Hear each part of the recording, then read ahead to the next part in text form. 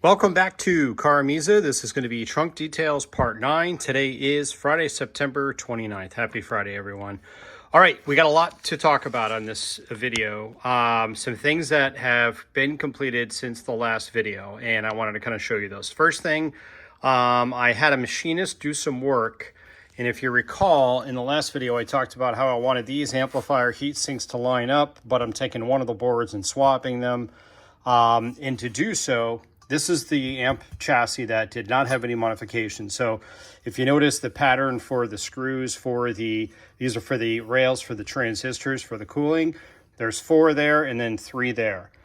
On this amplifier, you notice there was 4 there and 3 there. But if you notice, you can kind of see them here, there's now 3 there and 4 there. So basically I had it drilled and tapped to be able to allow for the inverting of the amplifier. So that's the first thing. Next thing is going to be the legs on the Sony processors. The P1X1 are gone. So if you notice, those have been cut off. He went ahead and cut those, machined the ends. I might take care of this little lip that's there. That's kind of bothering me. So I might get rid of that. So that has taken place as well. All right, the next thing I want to show is the 2-inch spacers. So there are now 3 of these, and if you notice, these things were cut with a really high-end bandsaw. So they are very, very accurate, cut to 2 inches. So once again, these are going to go 1 in the middle, and then 1 on each end of the amplifiers. I also had these made. I had to do quite a bit. These were just kind of cut by hand by the guy. So I had to come in behind him and do a bunch of filing and tweaking. These are basically the way these are set up is these go on the end like this. Now, there were caps on the ends, but they had, you know, things like the speaker terminals, gain controls, all of that. These are just going to be kind of a cleaner look, okay? All right, so there's that. The next thing I want to show is I talked about this guy, the cooling block, and I said I wanted to have it cut in half. So any guesses of what's inside? I was pretty intrigued, and that's the way it works. So basically you've got an input and an output. These drill holes are there. That wasn't my machinist doing that. That's the way they're built. So basically what they do, looks like this is extruded. You can see the grooves are like perfect. And then they drill a hole right there and right there, and then they plug it. We could barely see it, like a little aluminum. They do a good job of hiding it. They did a really good job of machining it as well, but kind of cool. The good news is it was cool to be able to see what's inside, but also it allowed me to identify if I was going to be able to drill and tap into this, and clearly I am not going to be able to. But once again, in the name of science, I spent $15 and we cut this in half. So that I thought was pretty cool. All right, the next thing I want to show you is the bottom of the amplifier. So once again, here are the 3 spacers in place. And what I am doing is I had this cut by the metal supply company. It's 1/8-inch aluminum, cut to length, and it fits inside this little, you can see it there, right in there. That's going to be the bottom of the amplifier, but it's also going to serve as the shelf, if you will, that these items are going to hang off of. And I'll talk about how I'm going to do all of that. The next thing I'm going to do is, in order to be able to mount this to the amplifier, I'm going to take this 1/4-inch by 1-inch aluminum stock. I have to fit these in. I'm going to sand this down, and then I'm going to bring these to a fabricator that can do aluminum welding. Both these pieces are aluminum, and they'll weld them in. Then I will drill and countersink the bottom cover, and then be able to bolt those in. And I've got something pretty cool. I don't want to, again, I want to do more showing of what I'm doing and a little less talking. When I used to be, years ago when I was in high school, I was in construction, and my boss used to say, less with the jaw and more with the saw. So that's what I want to focus on. A couple of other quick things before we continue with progress. Here's a quick shot of my father working on the zebra wood. Everything is great as far as the warp goes. That's all taken care of. However, in curing that, he had to run it through a thickness planer and take off different amounts of thickness in different areas, thus getting rid of the twist. And in doing so, it kind of distorted some of the book match pattern. That I'm not too worried about. I've never seen book matched zebra wood this size does not exist.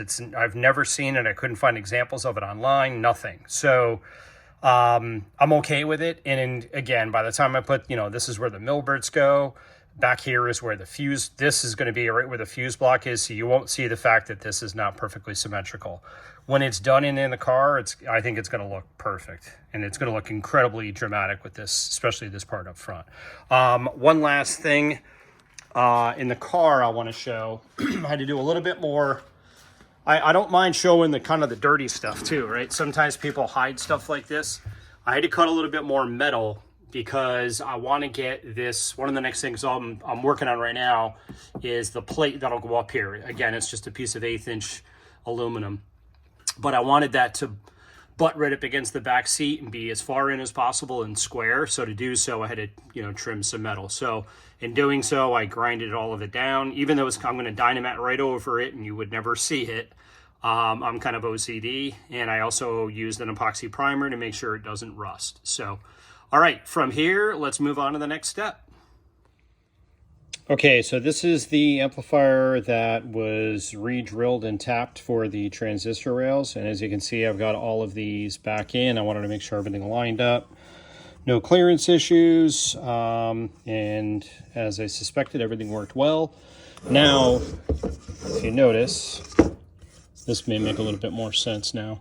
Notice the heatsink asymmetrical aspect is lined up, but now both of the fuse ends are in the same spot. So once again, I just spun one of the boards around. Couple of cool things here. If you recall, in the rear deck, in the last video, I showed where I cut a hole because there was a hump there. That hole will allow, I'm going to cut a hole in the aluminum plate that's going to sit in there as well, which will allow me to gain access to these fuses from the top. So from serviceability perspective, that'll be pretty solid. Also, I am repurposing the original straight wire Maestro speaker cable that was in the car. And I'm a little bit concerned that it's kind of short. So what this will also do is put both the speaker terminal ends on the ends of this big amplifier, which makes it a direct shot from here to the appropriate woofer. Because once again, each of these runs one woofer. So this will run the passenger woofer, that one will run the driver's woofer, and I have the shortest distance possible, straight line between 2 points. So, all right, that should be cool on that part. All right, here's kind of a sneak peek dry run of what I'm calling it the one Zapco. I've dubbed it. Basically the one amplifier. It's pretty cool. It's 42 inches long. It's going to look really neat in the car. And you can see the thin alignment, even though these came out of the same amplifier, they must obviously have different runs. So you can notice there's like a little bit of a gap. So I'm going to have to shim these three pieces a little bit just to get them to line up as good as I possibly can. I'm also going to machine the ends of the amplifiers. I'll do that. I say machine. I'm going to basically double side tape a piece of light sandpaper to a known flat bench, flat surface, and then I'll grab the amplifier and kind of slide it back and forth on its end to try to get this a little bit flatter, which will, when I do that and then I align the fins, again, the objective here is to make it look like one giant amplifier. I know you're going to see the seams, but you guys know by now I'm a little bit crazy with stuff. So, all right, on to the next part of this video. Okay, here I want to show the final layout. This is obviously everything's upside down, but what I'm doing is determining where these pieces of flat bar are going to go. Again, there will be 4 of these, and I need to tweak them just to get them to fit. So there is a 1-inch gap between the P1 and each changer. How do I know it's 1 inch? Because of my handy dandy ruler from Doug from the hood. Thanks again, Doug. And if you notice, I've marked where the changer is going to be 1 inch away, where the P1 is going to be. And then this gives me effectively the placement. So that's why I did 1 inch on these pieces of flat bar. So they're going to go right there inside the amp. And then I'm going to do this other one on this end and the same thing in the other side. So let's go ahead and get these fabricated and ready to go in there. And then I also have to knock off some of the finish here to get it ready for the welder. All right, my brackets are cut and just kind of pushed into place right now. So this will be, once again, the bottom. And that is where it will be held on. So these 4 brackets will be welded in. If you notice, these are right at the very end of the links. Still gives me enough meat to be able to drill and mount those into the car. And those are prepped and ready to go to the welder. So I'm actually, today is Friday, I'm dropping the car off, or the pieces off tomorrow morning, and he said probably a few hours and I'll be able to go and pick them up. So then, if you can imagine, this piece will set in here. I think I might also bring this back to the metal shop I bought it from. I'd like to get a 1/16 of an inch cut off of it this way, the width, because it's a perfect fit right now. But by the time I repaint everything, I'm going to prime it too. It might be a little tight, and I'd like a little bit of play. One other really cool thing, one sneak peek that I want to show. So the P1, once again, is going to go here, and that piece, right, is underneath there right here. So that's going to allow me to, I'm going to drill and then countersink into here. Originally, I was thinking, all right, well, that'll be cool, but what about for serviceability? It's one giant, this piece is one giant piece, so I could pull out, I'll have like 2 bolts here, 2 bolts here, 2 here, and then 2 on the other side of the C1. Came up with another idea. Just did a little drawing where so imagine, pretend for a second, this is the C1. So I've got 1 inch of real estate here, and I was going to put 2 bolts into the rail. Instead, I'm going to cut this piece right here, make a very careful cut with a jigsaw that goes like that. So I'm going to curve it. The curve of the jigsaw will be an acceptable gap, and then I'll be able to do 2 bolts here and 2 bolts here. So the bottom line is I can take these 2 bolts and then the 2 bolts like here for the C1, and the C1 can come out without having to take out the P1 and the other C1. So again, from a serviceability perspective, it's going to be, you know, very, very good, I think. Also, very over-engineered. This is 1/4 inch metal. The original was like some thin, I actually have it right here, sheet metal stuff that they used on the back of the amp. It's aluminum as well, but it's like paper thin, right? Nowhere near, it's not even a 1/16. And these bolts are going to be 1/4 inch, and they will be, actually got them right over here. They're going to be 1/4 and they're only a 1/4 inch long. And then, as you can see, they're flathead, so I'll countersink. So the bottom line, when this whole thing is in the car, unless you really look and see, you're not going to see the hardware. You won't see any brackets, and it'll be pretty cool. So more on how this is going to go as I get to that point. But tonight, what I wanted to do, my main goal was to get this prepped, mocked up with the brackets in the right place so that I can bring these parts to the welder tomorrow morning, drop them off, and get all that welded. So from here, while he's doing that, I'm going to go into the car and work on getting that, the big piece of aluminum, the 24 by 48 piece of aluminum hung from the rear deck. Okay, a couple of quick updates on the one Zapco, as I'm calling it, on the bottom. These legs, or these caps, when I had these made, again, they were kind of roughed out and I had to finish them, but I inadvertently left this length too long here because I had it set up based on the old cap, and the mounting is going to be quite different, you know, compared to what I'm doing. So I had those trimmed off and sheared off. Then I decided with the bottom that it was going to be too narrow overall, the overall length, after I cut and made the 2 cuts. So this is going to be 3 pieces. So I had a new piece built for this. But I just wanted to show you can see kind of the detail here. This is going to look pretty sharp, nice and clean. I'm going to do stainless steel screws. I'm going to use the same style of screw. And then all of this will be painted. And then let's go ahead and pull this. And you can see the gap there that I've got. So it's whatever, it's probably the width of the kerf times 2 of the jigsaw blade I'll be using. Also back from the welder. And move this out of the way. You can see this guy did a really good job. The welds, he basically welded in there and then had to grind this down so that it maintains, you know, being flat. Did this one and this one. So again, like the P1, the objective here,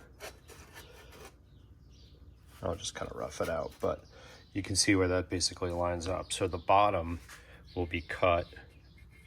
I'm going to do that kind of cool little curve in the cut, and that way it'll allow me to get 2 bolts for each bottom piece, for this C1 and then this P1, and then same thing over here. So I thought that design was pretty cool, and you can see the lasting cap there. So making some progress.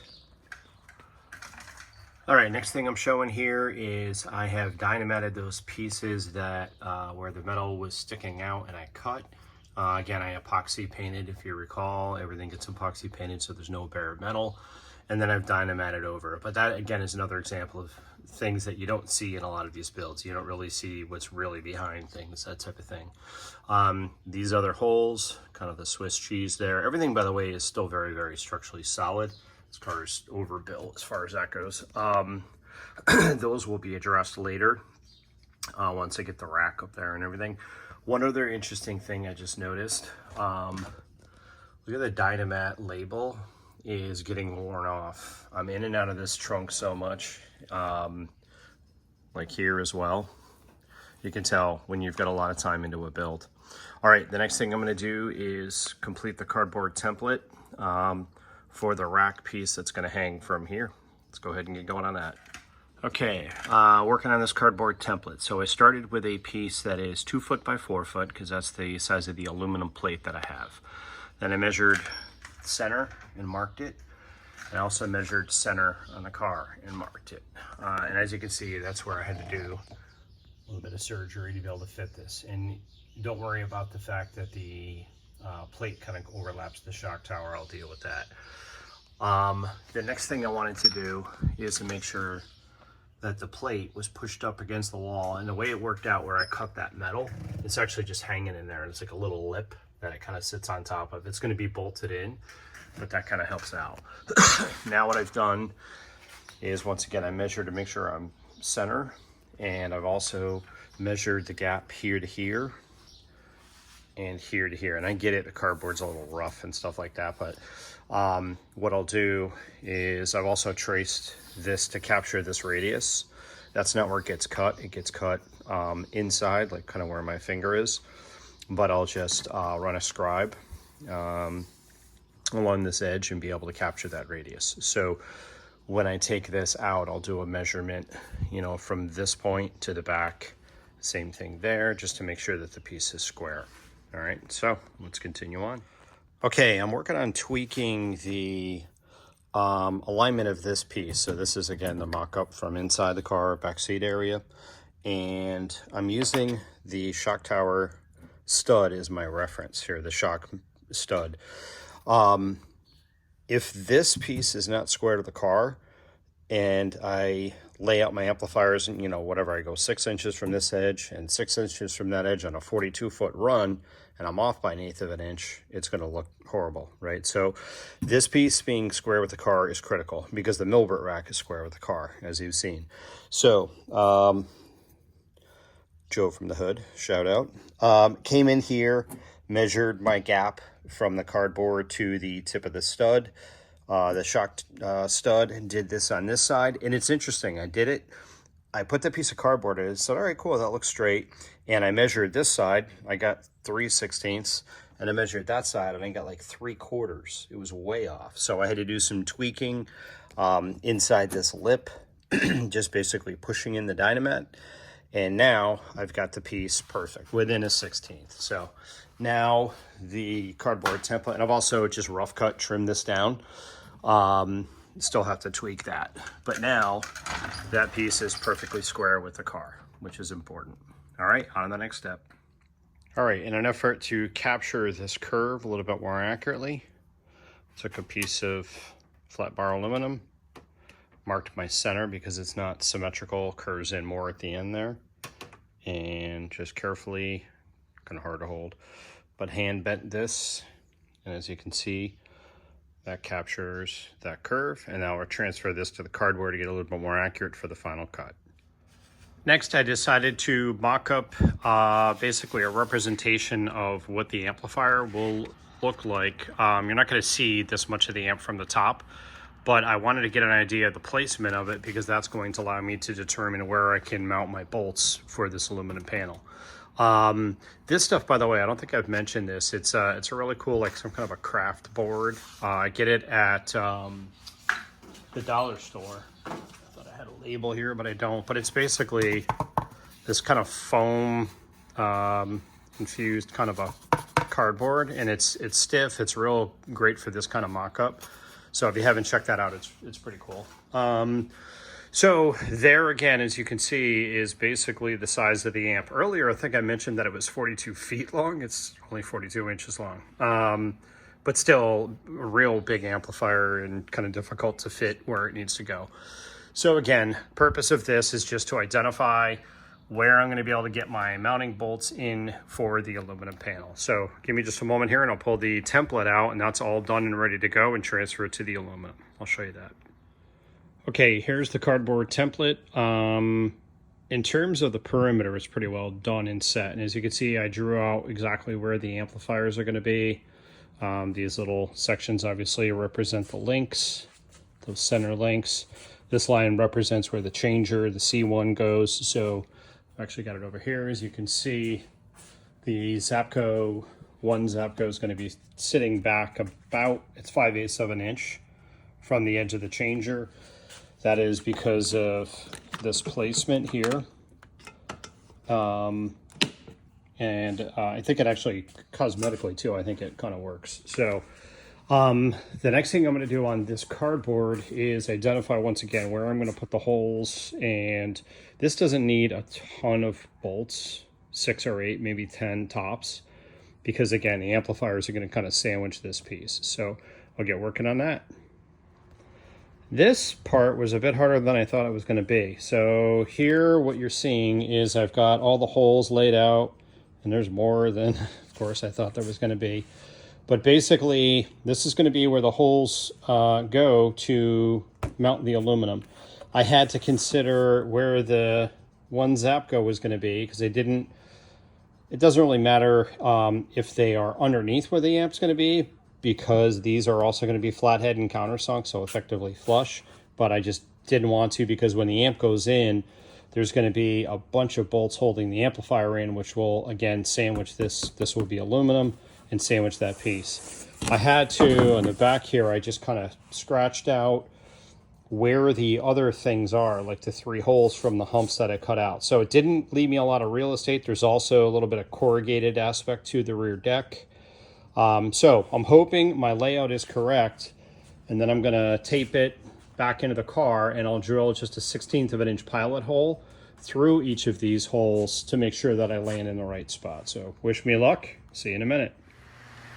Holy moly, that was not fun. But it turned out okay. So once again, I just kind of affixed the cardboard template to the rear deck. I drilled through those little markings that you saw, and in some cases when I drilled it, I was off. I didn't like where the hole landed, and it's got to be flat, really flat, because I'm going to put fender washers, big 1/2 inch or no, they're 1 inch fender washers to hold this in. So you can see, and once again, in typical Mike fashion, I over-engineered it, and I have probably twice the number of screws that I need, but that's the way I roll. But you can see that one there by the third brake light. You can see all of them landed exactly where I wanted at this point. So Now what I can do is pull the cardboard out and finally transfer that over to the aluminum, get that cut, and then start getting it, I'll have to tweak it a little bit here and there, mark everything out, drill it, countersink, and get it mounted in the car. So that'll be the next step here.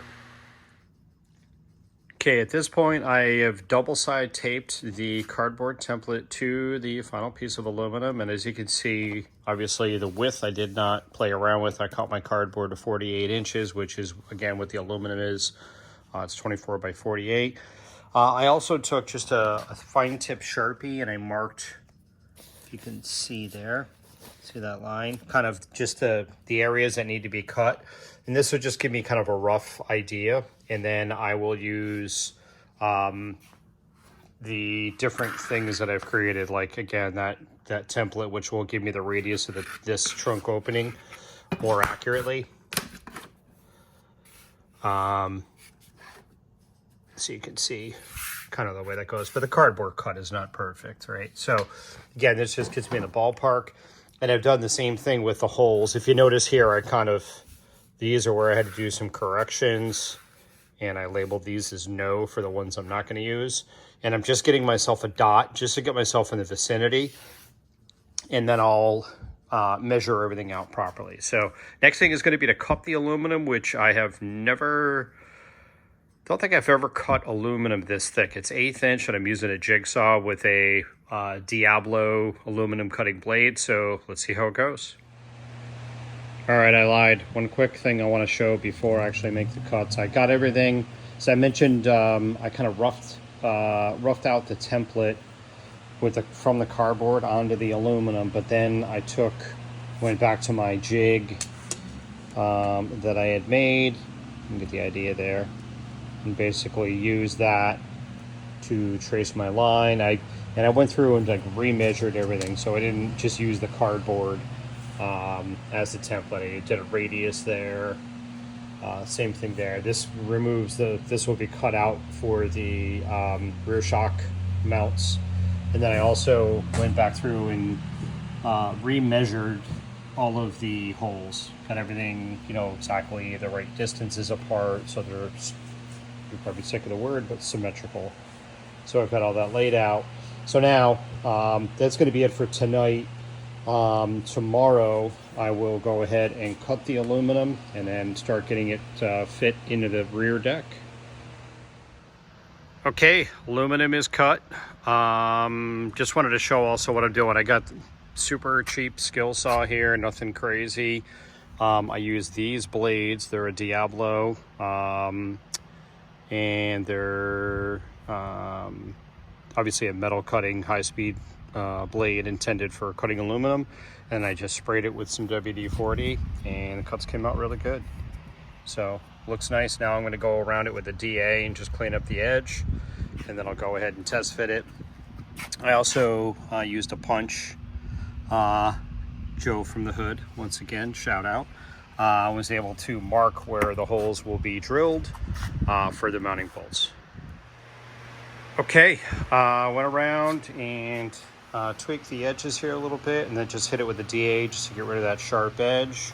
Got my center line, and everything looks good. So once again, I've got all my holes punched for drilling. So now I'll go through and drill all the holes. I've also just threw it in the car just to see what it would look like, and as suspected, it fits really good. So let's go ahead and drill the holes. One other quick thing, I am super nostalgic, and I'm out here, cars are in the garage, so I don't really feel like moving them out.